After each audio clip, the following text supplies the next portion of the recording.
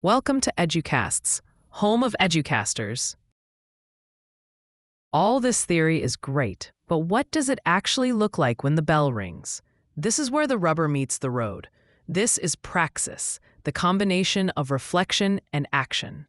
A critical pedagogy classroom looks and sounds different. It's often louder. The desks probably aren't in rows. 1. The curriculum as a window and a mirror.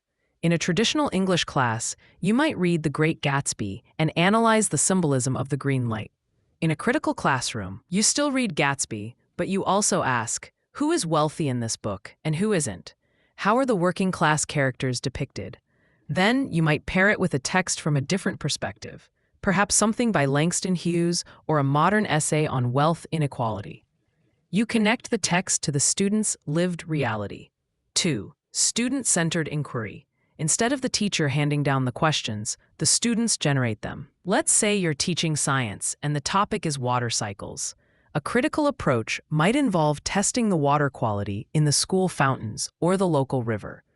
If the water in the poorer part of town is dirtier than the water in the rich part, that's a science lesson, but it's also a sociology lesson.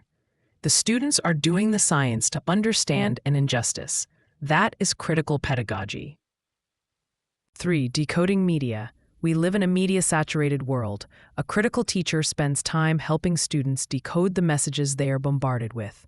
They might bring in a viral TikTok video or a news clip and break it down. Who created this? Who paid for it? What is the angle? Who is the villain and who is the hero in this story? This builds the critical literacy needed to navigate the 21st century. 4. Alternative assessment. Critical educators hate the idea that a student's worth is a number on a Scantron sheet. They lean toward portfolios, project-based learning, and self-reflection.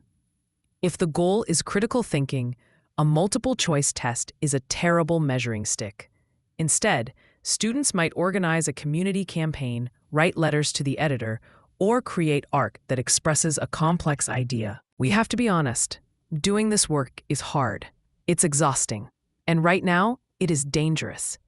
We are currently living through a massive backlash against critical pedagogy, often lumped under the umbrella of critical race theory, CRT, by politicians and pundits. The term has become a bogeyman used to ban books, censor teachers, and fire administrators. Critics argue that critical pedagogy is indoctrination. They say it teaches kids to hate their country or to feel guilty about their race. They argue that schools should stick to the basics, reading, writing, and arithmetic, and leave the social commentary at the door. A critical educator would respond by saying that sticking to the basics is a myth. There is no neutral education. Teaching the history of the American Revolution without mentioning the contradictions of slavery is not neutral.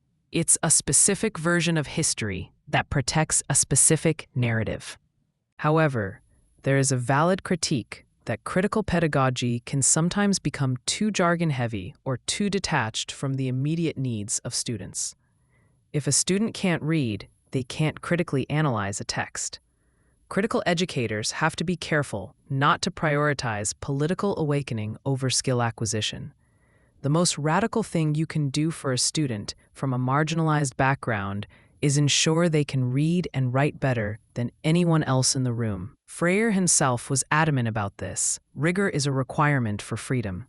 There's also the risk of the teacher becoming a different kind of oppressor, the enlightened savior who tells students what they should think about oppression. True critical pedagogy is dialogic. It doesn't tell students what to think. It gives them the tools to figure out how to think. It trusts the students to come to their own conclusions, even if those conclusions differ from the teacher's. As we look toward the future, the need for critical pedagogy is only getting stronger. We are facing global crises that banking model education cannot solve.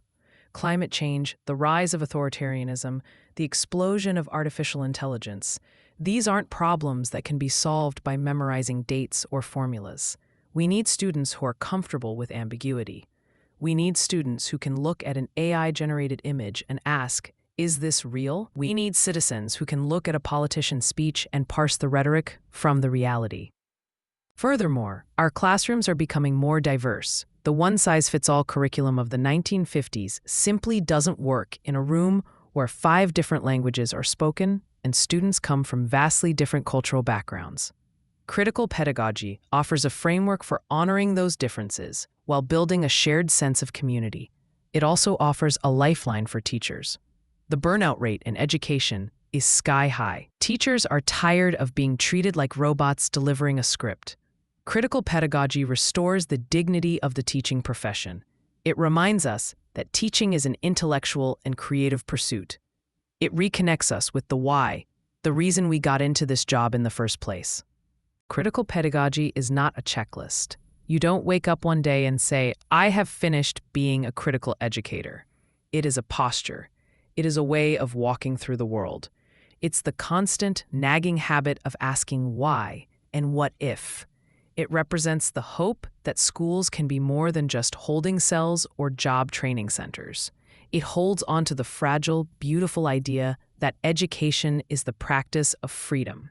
It believes that if we can change the way we learn, we can change the way we live. In the end, it boils down to this. We teach students, not subjects, and we want those students to be awake. We want them to walk out of our classrooms not just with a diploma, but with a voice. We want them to know that the world is not a static thing to be endured, but a dynamic reality to be shaped. That is the promise of critical pedagogy. It's messy, it's controversial, and it's difficult. But in a world that often feels like it's spinning off its axis, it might be the most practical tool we have.